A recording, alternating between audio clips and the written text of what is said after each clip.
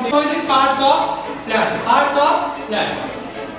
The part of plant is divided into two main parts. The part of plant is divided into two main parts. The first one, the part which grow above the ground is known as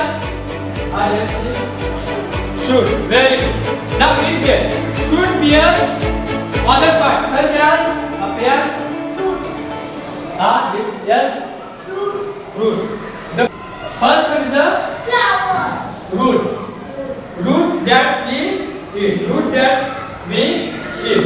So, carrot is a root. Which part of the plant? Root. Carrot is a root, but we eat as a food. Just like now another one is a. This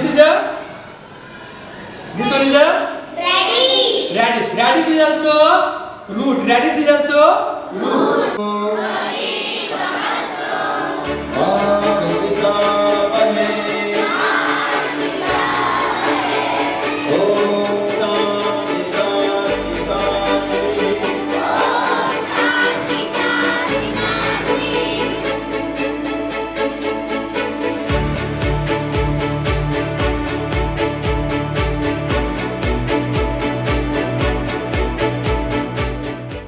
But in second term, all students will try to pay the as per the parents, and we have pay attention towards their overall development.